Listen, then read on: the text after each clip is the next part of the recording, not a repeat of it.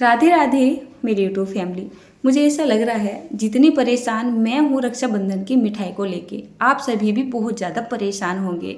सोच रही हूँ रक्षाबंधन के लिए कौन सी मिठाई बनाऊँ। बनाने के लिए तो बहुत मिठाइयाँ हैं जो कि आसानी से बन जाती है, लेकिन ज़्यादातर मिठाइयों में हमें दूध की और खोए यानी कि मावे की ज़रूरत पड़ती है। मैं तो गाँव में रहती हूँ, मुझे ही खोया और दूध वगैरह नहीं मिल रहा है, और जो शहर में रहता है तो उनको कहाँ से मिलेगा। तो चलिए एक आसान सी बर्फ़ी की रेसिपी आपको देती हूँ, जो भी खाएगा बस आपके गुणे गाएगा। तो यहाँ पर मैंने बेसन लिया है, चीनी ली है और घी ले लिया है।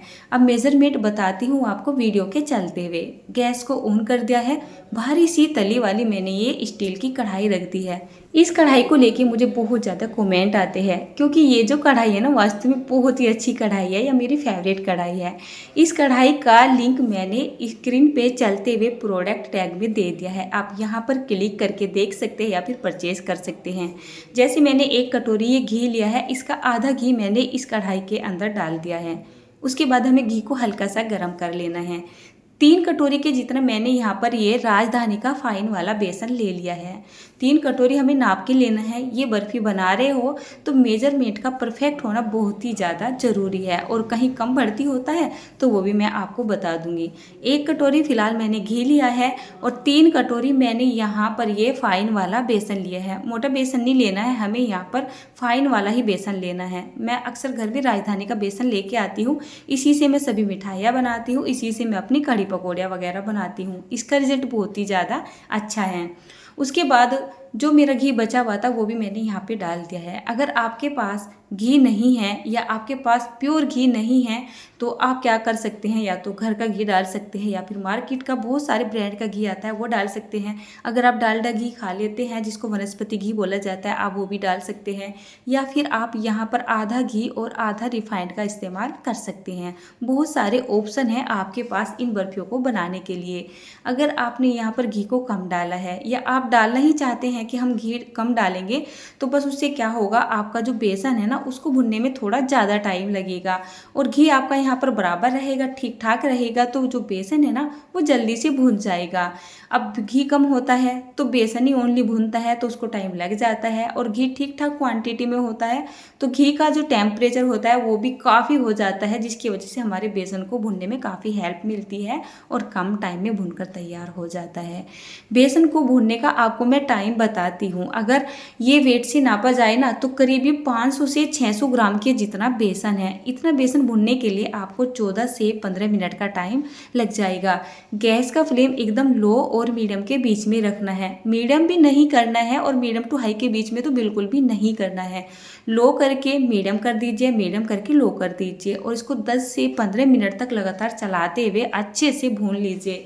अब देखिए 10 से 12 मिनट के बाद आप देखोगे जो बेसन है ना आपको एकदम फ्लफी सा हो गया है और एकदम शाइनिंगदार हो रहा है, और इस साथ ही साथ इसमें सौंधी सौंधी सी खुशबू भी आ रही है। बस यहीं तक हमें बेसन को भूनना है। अब हमें गैस को ऑफ कर देना है, 1 मिनट के लिए इसको और चला देना है। उसके बाद इसको उतार के साइड में रख लेना है ताकि बेसन थोड़ा ठंडा हो सके। उसके बाद यहाँ पर एक पैन लेना है, इसमें डालना है 1 कटोरी के जितना पानी, 2 कटोरी के जितनी चीनी। चीनी आप थोड़ी सी कम डाल सकते हो या थोड़ी सी ज़्यादा भी डाल सकते हो, डिपेंड करेगा आप कितनी मीठी बर्फियों को बनाना चाहते हो। बर्फी को सेट करने के लिए कोई भी थाली प्लेट वगैरह को घी से ग्रीस करके तैयार कर लेते हैं, बाद में टाइम नहीं मिलेगा। इसके बाद यहाँ पर सिरप बनाना शुरू करते हैं। चीनी यहाँ पर घुल चुकी है।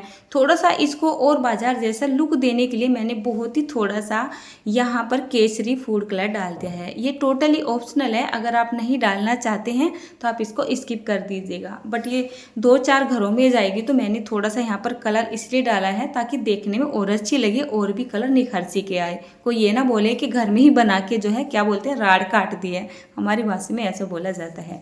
अब देखिए ध्यान देना है आपको चाशनी के ऊपर। हमें यहाँ पर तार वाली चाशनी बनानी है, और जो तार बनाना है उसको बहुत ही ज़्यादा ध्यान से बनाना है। जब आपकी चाशनी में इस तरीके से झाग से नज़र आने लगे, या फिर जैसे चीनी घुल चुकी थी, चीनी घुलने के करीब 4 से 5 मिनट के बाद भी आप इसको पकाते रहिए गैस का फ्लेम मीडियम करते हुए, और फिर इस तरीके से चाशनी को चेक करिए। अगर इस तरीके से खिंचता हुआ एक लंबा तार बन रहा है तो इसका मतलब ये है आपकी चाशनी बिल्कुल तैयार है, और इसमें तार नहीं बन रहा है, चिपचिपी है, तो चाशनी बिल्कुल भी तैयार नहीं है और बहुत बहुत ज़्यादा तार बन गए हैं तो आपकी जो बर्फ़ी है ना वो हार्ड बनने के पूरे पूरे चांस हो चुके हैं। तो चाशनी का आपको ज़्यादा से ज़्यादा ध्यान रखना है। बेसन को हल्का सा ठंडा कर लेते हैं। जब तक चाशनी बनी है, जब तक जो बेसन है ना उसका टेम्परेचर इतना गिर चुका है कि अगर आप इस पर इस तरीके से उंगली को टच करके देखोगे तो इसकी हीट को आपकी उंगली आसानी से सहन कर लेगी। इतना ठंडा इसको कर लेना है। उसके बाद यहाँ पर चाशनी को डाल देना है और चाशनी को डालने के बाद गैस को बिल्कुल भी ऑन नहीं करना है, इसको इस तरीके से चलाना है। 2 से 3 मिनट के बाद ही आप देखोगे जो आपका ये मिश्रण सा है ना एकदम बैटर सा है, एकदम थिक सा होने लगा है। आपको चमचा सा चलाते हुए मतलब पलटा चलाते हुए काफ़ी दिक्कत सी आ रही है। साथ ही कढ़ाई को छोड़ रहा है और ऑटोमेटिक ही नज़र आ रहा है कि एकदम जमने वाली कंसिस्टेंसी में आ चुका है। अब ये प्रोसेस करने के बाद जिस बर्तन में आपको बर्फियाँ जमानी है ना उसमें डालने में आपको देरी बिल्कुल भी नहीं करनी है। फटाफट से इसको उठाइए और इस थाली में जो है डाल दीजिए। मैंने यहाँ पर एक जो केक टिन है ये मेरे पास, मैंने इसको भी ग्रीस करके तैयार कर लिया था। मैं सोच रही थी इनको बहुत पतला पतला सा करके जमाऊंगी, लेकिन ये इतनी जल्दी से सेट हो गया था कि मैं इसको दूसरे बर्तन में डाल ही नहीं पाई। वैसे भी ये थाली इतनी ज़्यादा बड़ी थी तो मैंने सारा का सारा जो ये मिश्रण था वो यहाँ पे डाल दिया है। स्पैचुला से इसको दबाने में थोड़ा सा ज़्यादा टाइम लगता तो मैंने हाथों से ही इसको दबा सा दिया था।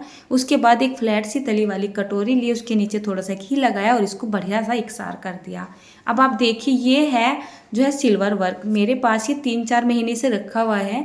मुझे कहीं से पता चला था कि ये नॉनवेज होता है तो मेरा किसी भी रेसिपी में या किसी भी मिठाई के ऊपर इसको लगाने का मन नहीं किया। बट आज बच्चों ने जो है इसकी खोजबीन कर ही ली। इसके ऊपर ग्रीन बटन है। बच्चे बोले मम्मी ये जो है वेज है। बच्चों के पापा भी बोले कि ये नॉनवेज नहीं है, इसको बर्फियों के ऊपर लगा दे, हमें बहुत ही अच्छा लगता है। तो मैंने सोचा बच्चे बोल रहे हैं, बच्चों के पापा बोल रहे हैं तो चलिए लगा देती हूँ। तो मैंने यहाँ पर ये 3-4 जो सिल्वर वर्क के पेपर से होते हैं वो लगा दिया था, बाकी ज़्यादा नहीं मैंने लगाया था। अभी बर्फियाँ पूरी तरीके से सेट नहीं हुई है, ठंडी नहीं हुई है। तो कहने का मतलब ये है जब ये गर्म सी रहेंगी तभी आपको यहाँ पर कट लगा देना है। अगर ये पूरी तरीके से ठंडी हो गई ना तो फिर क्या होगा, यहाँ पर कट लगाने में दिक्कत सी आती है। ऊपर से जो हमारी बर्फी है ना वो थोड़ी ऊबड़ खाबड़ सी कटती है, एकदम बढ़िया सी प्लेन शेप नहीं आती है। और आप अपने हिसाब से या अपने पसंद के हिसाब से इनको कट कर लीजिएगा, चाहे तो इस तरीके के पीस कट कर लीजिएगा या रेक्टेंगल या फिर डायमंड शेप के, जैसे आप पसंद कर मतलब काटना चाहते हो ऐसे काट सकते हो। अभी गर्म ही है और मैं यहाँ पर आपको साइड में से उठा के एक बर्फी को तोड़ के दिखा रही हूँ। बहुत ही आसानी से उठ रही है और बहुत ही आसानी से टूट रही है। और देखिए ऐसे मैश करते हो ना तो बहुत ही आसानी से ये मैश भी हो रही है। कहने का मतलब ये है बर्फियाँ बिल्कुल सेट होके तैयार हो चुकी है। बर्फियाँ सेट हो जाएंगी, बर्फियाँ बन जाएंगी ये तो मुझे पता था, लेकिन खाने में इतनी ज़्यादा सुपर टेस्टी लगेंगी उसका मुझे नहीं पता था। मुझे मीठा वैसे तो बहुत ही कम पसंद है, लेकिन ये बर्फियाँ मुझे इतना ज़्यादा पसंद आ रही है ना, इनमें टेस्ट ऐसा आ रहा है मानो जैसे इसमें खूब सारा खोया डाल दिया गया हो और बहुत सारे ड्राई नट्स वगैरह डाल दिए गए हो। अब चलिए गरम गरम को क्या करते हैं, इसमें से पीस निकाल लेते हैं। जो इसको डिमोल्ड करने का तरीका वो भी मैंने आपको बता दिया है। आपको क्या करना है, जितनी बड़ी आपकी ये सेट की हुई प्लेट है इसके ऊपर इससे बड़ी कोई प्लेट रख लेनी है, इसको पलट के हल्का सा हाथ से थपथपा देना है और ये बहुत ही आसानी से निकल जाएगी। और ये बर्फियाँ जैसे सेट हुई ना तो मुझे इतनी खुशी हो रही थी। मिठाई, हर तरीके की मिठाई को बनाने में मैं परफेक्ट नहीं हूँ, इसी वजह से मेरे चैनल पर मिठाइयों की रेसिपी बहुत ही कम आती है और जिनमें मैं परफेक्ट हूँ वो ये रेसिपी मैं आपके साथ मतलब शेयर करती रहती हूँ। बेसन की बर्फियाँ तो मैं पहले से ही बनाती रहती हूँ, लेकिन अलग अलग मेथड से बनाती हूँ। लेकिन ये वाला मेथड मैंने पहली बार ही जो है मतलब आपके साथ शेयर किया है। बहुत ही बढ़िया, बहुत ही परफेक्ट रिजल्ट आया है, मुझे बहुत ज़्यादा खुशी हो रही थी। इन मिठाई को मैंने रक्षाबंधन की जो है मिठाई के लिए बनाया है। और रक्षाबंधन में वैसे ये तो पूरा फाड़ेंगे नहीं, अभी तो मुझे बेसन के लड्डू बनाने हैं और देखती हूँ और कौन सी मिठाई बनाऊँ। वैसे मैंने आपके साथ पोस्ट शेयर की है मैं कि कौन सी मिठाई रक्षाबंधन के लिए बनाऊँ। अगर आप मेरी रेसिपी को देखते देखते यहाँ तक आ चुके हैं तो आप मुझे कमेंट करके बताइएगा, क्योंकि कल का दिन मेरे पास है। रक्षाबंधन के लिए कोई इजी सी मिठाई की रेसिपी मिल जाए तो मेरा भी काम थोड़ा सा आसान हो जाएगा। तो देखिए देखने में कितनी ज़्यादा अच्छी, कितनी ज़्यादा अट्रैक्टिव और बाज़ार से तो कहीं ज़्यादा बोलूँगी मैं। बोलने वाले बोल देते हैं बाज़ार की चीज़ को ऐसे बोल देती है अच्छी नहीं है, तेरे घर की ज़्यादा अच्छी बनती है। मेरे घर की नहीं, सभी के घर की चीज़ अच्छी बनती है। बाज़ार की चीज़ें हाइजीनिकता से नहीं बनाई जाती है और हो सकता है खाने में वो टेस्ट आ जाए, लेकिन घर की चीज़ों में भी बहुत अच्छा टेस्ट आता है। और मैं तो ये बोलूँगी घर की बनाई हुई चीज़ों में एक बार को टेस्ट कम भी आ जाए तो चलता है। बाज़ार की खाने की चीज़ों से बचिए। केमिकल भरा पड़ा है, एक तरीके से जहर भरा पड़ा है, धीरे धीरे खत्म कर रहा है हमें अंदर ही अंदर। अगर अपने आप को, अपने बच्चों को, अपने फैमिली वालों को इस बुरी बीमारी से बचाना चाहते हो तो घर में ही इस तरीके की चीज़ों को बनाना शुरू कर दीजिए। मेरे चैनल पर आपको एक से एक आसान रेसिपी मिल जाएगी, खाने से लेके किसी भी पकवान तक की और पकवान से लेके छोटी मोटी मिठाइयों तक की। और मुझे ऐसा लगता है ये मिठाई की रेसिपी भी आपको बहुत पसंद आएगी। तो राधे राधे दोस्तों, मिलती हूँ एक और प्यारी सी मिठाई के साथ।